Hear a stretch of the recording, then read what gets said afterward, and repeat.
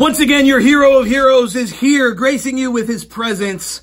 I am Grim. Welcome back to my YouTube channel. Please like this video, subscribe, leave a comment if you can. You probably can't. Thank you, ScrewTube. But today, we are bringing you yet another GTS Wrestling Shoot interview. As I am sitting alongside an OG. I am sitting here with Lance Scaper, a man who started GTS Wrestling alongside of me and a number of other originals. And it's funny too, because I seen Doo-Hop at a restaurant, and I said, "Oh yeah, I know this guy. This is Doo-Hop. Him and Grim, they used to do this thing at this place where I trained."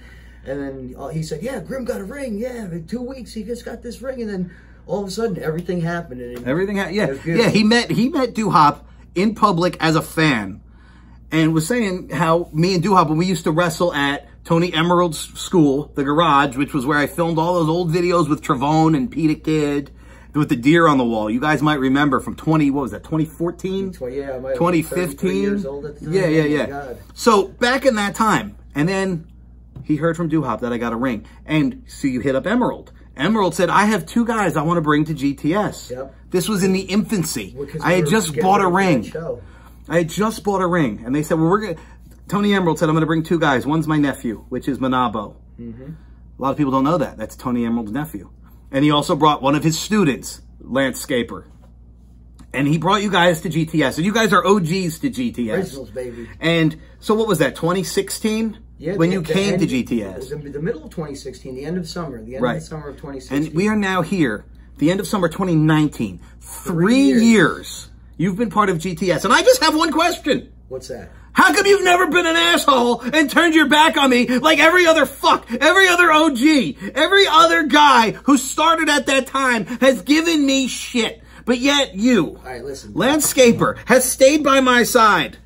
I don't always agree with everything that goes on, but you're the boss. And I don't expect you to. You're the boss. I don't expect you to. It's not my job to agree. My job is to show up there, do what I'm told, do the best job that I possibly can, and then, you know, reap the benefits. Like, what are the benefits? Going to a show, going to a show, doing the ring crew, and then going to the promoter and say, "Hey, my name's Lance Scaper. I do Grim's Toy Show. I live in such and such town.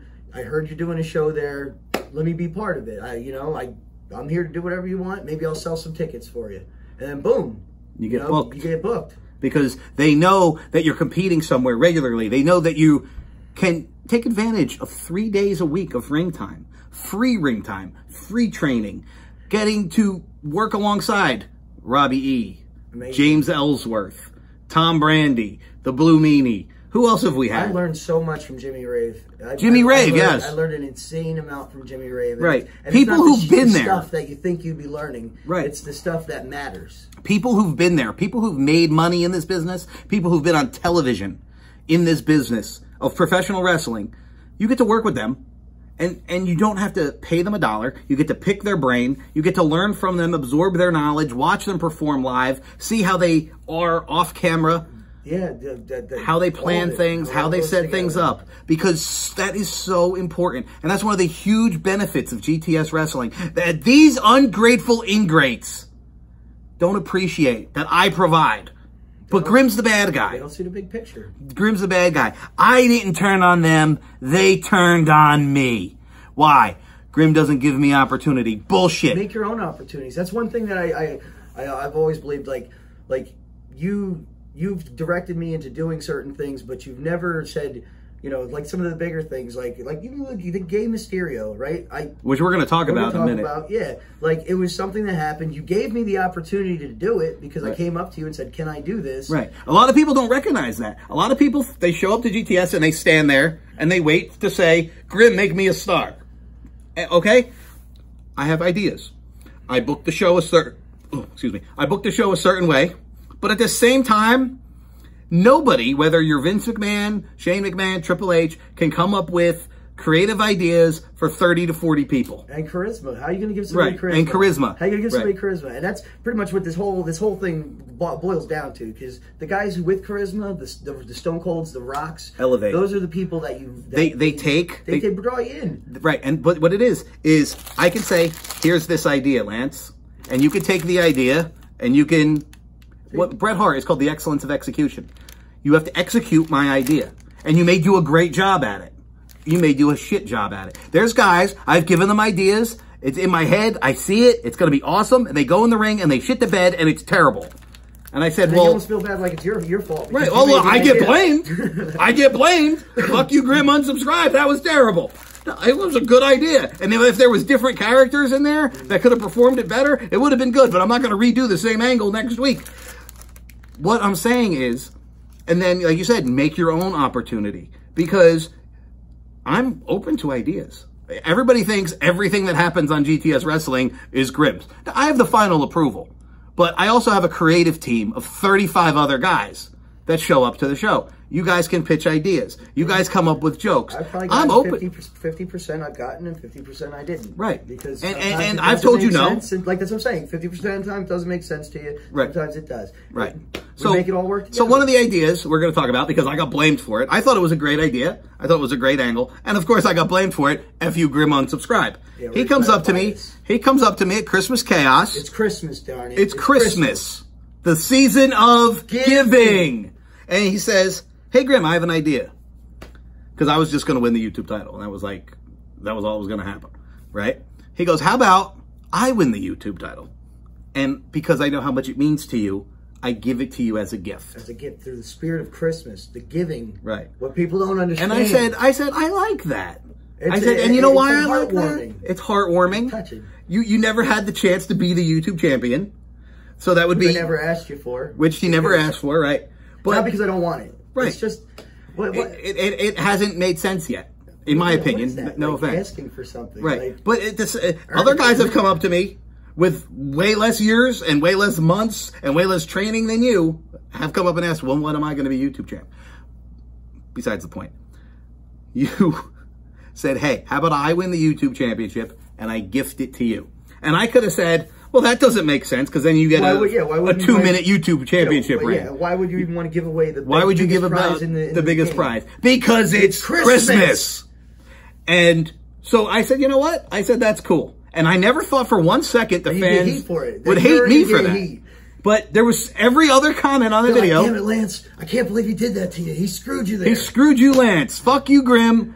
You booked Lance. You screwed me at the Grimania 1 with the food in the fridge. Right, that was different. I kind of tied you to the ropes, too. So that was different. That was fair in love and war. Right. But in this segment here... We're trying to teach people about Christmas and the joy of giving. And Lance said good people. It was his idea. That angle was his idea. I thought it was genius. I went along with it. And then I couldn't believe the hate. Screw you, Grim. You stole the title from Lance. You made Lance give it to you. How dare you give him the championship just to make him give it to you when it was that man's idea right there. Like it was him who came up with the idea.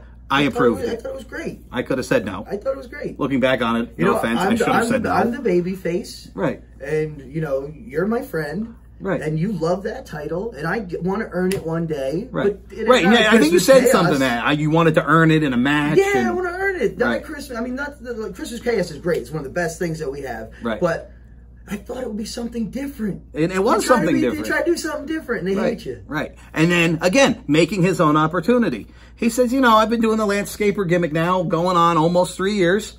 And it kind of developed into something that I'm proud of. Yeah. And something cool that, with the tag team thing. Yeah. I think that's where Lance Scaper has become. Right. Lance Scaper Kentucky Bluegrass. Cletus' partner. We act like fools, and we beat the people up. And we do a good job of it. Right. But Cletus...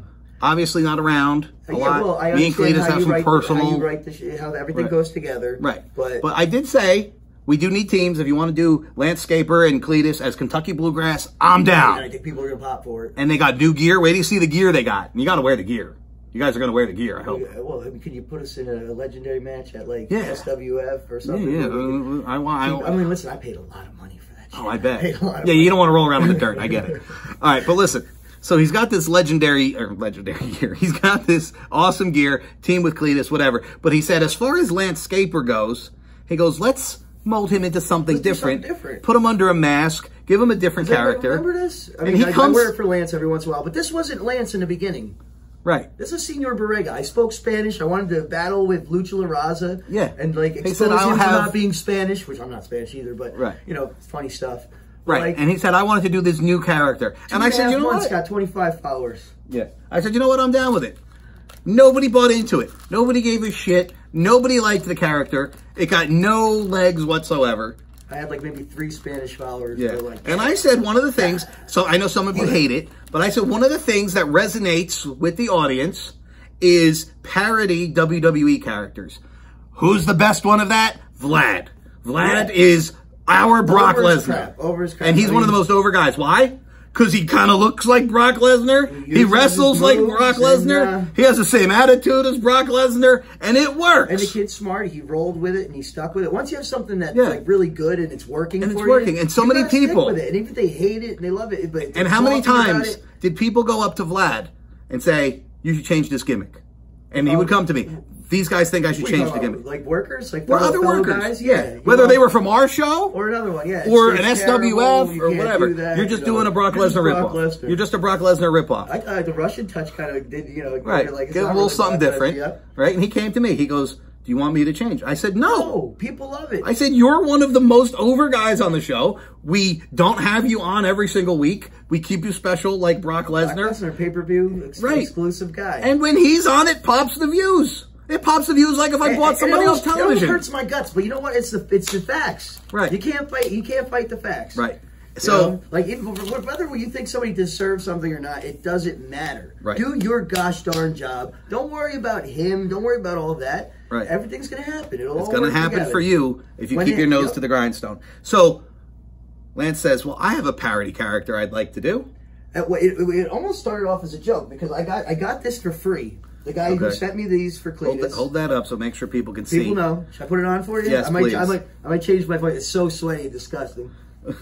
Oh, I'm so nasty right now. Anyhow, exposed. Gay Mysterio exposed right here. I think we've exposed it. We've exposed it. But like now it's official. Like right. But people say, "F you, Grim, unsubscribe. You're burying Lance Scaper in a stupid Mysterio parody gimmick, and I hate it. And F you, Grim. How dare you do that to him? Poor Lance." Me, Rey Mysterio, how you doing it to all these people? Yeah. Yeah. How dare I? Terrible. How dare I? But no, good guy Grim, he came to me and said, "I have an idea." We had a laugh. That's all we really did. Right. We were having a laugh because, like I said, I got this mask for free and I was wearing this this pink shirt that I got from UWC. And Onslaught goes, "Who are you? Gay Mysterio?" And I was like, wow, that's kind of funny. Yeah. And I used to use Gay Mysterio as a character on my action figure show. So I'm like, this all comes together. I think it's fun. Everything's full circle. It happens for a reason. Everything happens for a reason. So I said, let's try it. Let's run with it. And it kind of came out genuine as crap. Like, and I don't know, not for nothing if you people pick up onto it. Sometimes Lance doesn't always have the right thing to say, or he doesn't have anything to say. But you can't shut Gay Mysterio up. Right. I kind of feel that way sometimes about Grim and Ebenezer. If I was Ebenezer Middlesdorf, the vulgarities are just going to be flying out my mouth, but Grim wouldn't act that way. You know what I'm saying? And it feels good to act a different way. Right. It feels good to be something other than yourself or something other than what you've been trying to be. Right. A little fresh wind. And you know, not going to lie, but you do the job so well that I think you are low-key gay, and I love that. I'll tell you a fact here. I question it myself every once in a while. But listen. Hey, and that's okay. When I'm walking down in the middle of, like, say, Great Adventure or something, and you know what I'm saying? I am just, like, drawn into these boobs and these butts and these vaginas. So don't worry about your boy Lance. Okay. He loves the ladies. Every once in a while, he sees some man ass. I don't want to say this out. Whatever, but they call him the I'm in it for the oh, yeah. It's like, let me stop. I'm out of control. So that's what happens when I put this mask on. I lose myself. There he is, losing himself. Right, and now we're back. And like, again, I just wanted to back that up because it's not his idea. We've had, again, not my idea. You make your own opportunity. You've never caused me a problem. He's never drama in the chat. Lance Scaper is literally I'm a professional, baby. A professional wrestler doing it the right way. And he's been there. I mean, there's been weeks where you had to miss it. You had a family get together, a kid was sick. That's life. Right, that's life. But consistent. For thick and thin, you've been consistent, and you've won almost every championship in GTS, except for the YouTube title. But you did, I mean, you had it for a minute. But the IC title. You've never been Intercontinental Champion. No. But there it is. So, Kentucky Bluegrass, Lance Scaper. This is the guy who sticks by me. When I say, When I say Grim turned heel, I say I'm the hero of heroes. I'm doing everything I can to make this show amazing for you guys, the fans who I love. And this guy is a guy who stands by my side and respects it. Unlike my ingrate brother, unlike that ingrate Tommy Salami. Oh, I get it. They make a couple valid points. My points are better, baby. And if you're not down with that, I got 3 words for you. Legend, wait for it, dairy.